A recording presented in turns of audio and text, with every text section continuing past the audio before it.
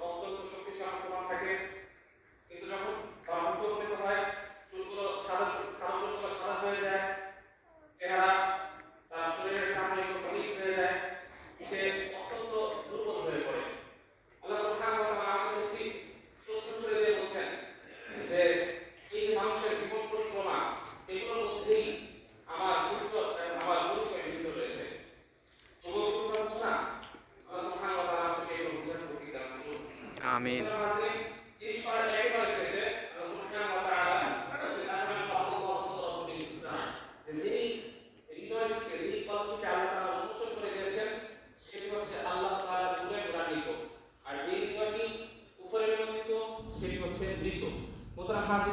নবী করিম সাল্লাল্লাহু আলাইহি ওয়াসাল্লাম বলেছেন যে শরীরে এমন একটি অঙ্গ রয়েছে যে অঙ্গটি যদি সুস্থ থাকে তাহলে পুরো শরীর সুস্থ, যে অঙ্গটি অসুস্থ হয়ে পড়ে তাহলে পুরো শরীর অসুস্থ নিস্তেজ হয়ে পড়ে।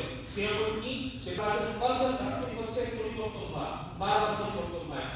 এই পরিবর্তনের কারণে আমরা যেন আমাদের মধ্যে স্থির রাখতে পারি, ধীরে ধীরে আমরা যেন আল্লাহ তাআলা আমাদের স্থির রাখতে পারি। নবীকে চমৎকার একটি দোয়া দিয়েছেন, সেটি হচ্ছে ইয়া মুকাল্লিবাল কুলুব সাব্বিত কুলুবানা আলা দীনিক, ইয়া মুসাররিফাল কুলুব সাররিফ কুলুবানা আলা তাআতিক। আল্লাহ তাআলা আমাদের কলবকে আল্লাহ তাআলা দ্বীনের এবং তার আনুগত্যে সদা সর্বদা স্থির রাখুন। আমিন।